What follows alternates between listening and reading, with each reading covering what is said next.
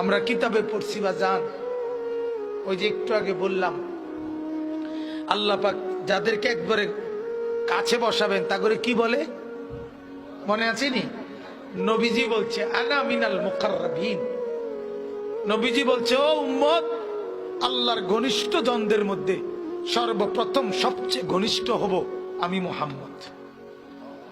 হাসরের ময়দানে মাওলা আমার জন্য আল্লাহ তার সিংহাসনের পাশে আবার আমার জন্য আসন নির্ধারণ করবেন, বসে বসে আল্লাহর নবীকে আল্লাহ তাআলা বলবেন, বন্ধু এই আসনে বসেন।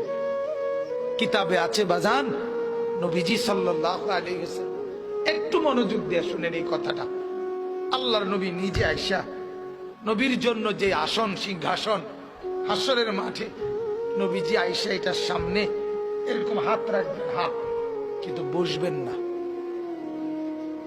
আল্লাহ তাআলা বলবেন, বন্ধু এই আসন তো আপনার জন্য, বন্ধু বসেন না, আপনি বসবেন না।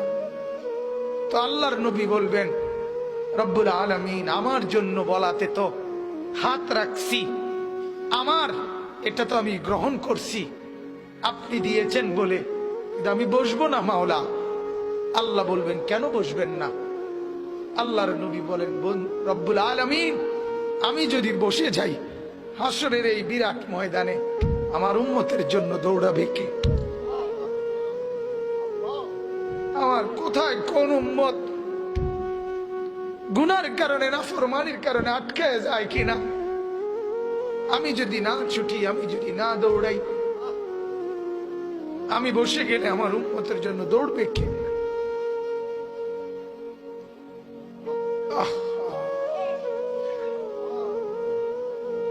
না বাপ,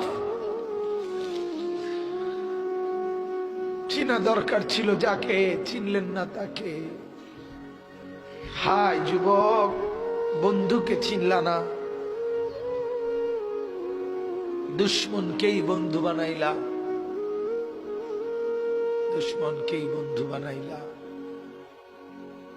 আপন বন্ধু যিনি তাকে চিনলা না, দুশ্মনকেই গ্রহণ করলা। চেহারায়, সুরতে, চলনে বলনে, আচারে উচ্চারণে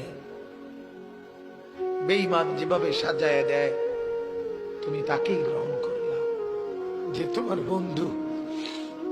কি কথা এটা নবী কেমনে বললেন? আরে আরো শুনেন মিয়া, হাদিসে আছে আল্লাহ তাআলা জিবরাইল ফেরেশতাদেরকে পাঠাবেন, আমার বন্ধুকে কবর থেকে প্রথম হাসরের ময়দানের জন্য তোলো। তখন জিবরাইল আলাইহিস সালাম, মিকাইল, ইসরাফিল, আজরাইল, চার ফেরেশতা মদিনার রওজায় নবীর কবরের সামনে আসবে। আর ফেরেশতারা একজন আরেকজনকে বলবে, তুমি ডাকো নবীকে। সবাই বলবে না।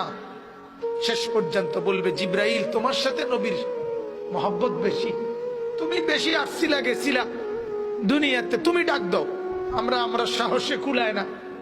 জিবরাইল তখন ডাক দিবি, ইয়া রাসূলুল্লাহ আপনি ওঠেন, হাসরের ময়দানের জন্য আপনি দাঁড়ান। আল্লাহর কসম বাপ কসম, হাদিস আছে নবীজি সাল্লাল্লাহু আলাইহি সাল্লাম বলেন, আমার উম্মত আমি নবী তখন এই কবর থেকে উঠেই কপালের বালু মুছতে মুছতে আল্লাহর নবী বলবেন, জিবরাইল আমার উম্মত কোথায়? আমাকে নেওয়ার জন্য আসে নাই নাকি তারা জাহান্নামে চলে গেছে? জিবরাইল তখন চোখের পানি ফেলে বলবেন, না ইয়া রাসূলুল্লাহ, এখনো কেউ কবর থেকে উঠে নাই, কাউকে আল্লাহ এখনো উঠায় নাই, আপনি উঠলে এরপরে সবাই উঠবে। উঠেই নবী বলছে, হায় আমার উম্মত কই? আমার উম্মত আমারে নিতে আসলো না। ওই যে এয়ারপোর্টে আমরা মাদ্রাসায় দেখি, এই ভুক্তভোগী আমরা মাদ্রাসার ছোট ছোট ছেলে পড়ে যে আমার মাদ্রাসা, প্রায় মায়েরা বাচ্চাদের মা ছুটি নিতে আসে।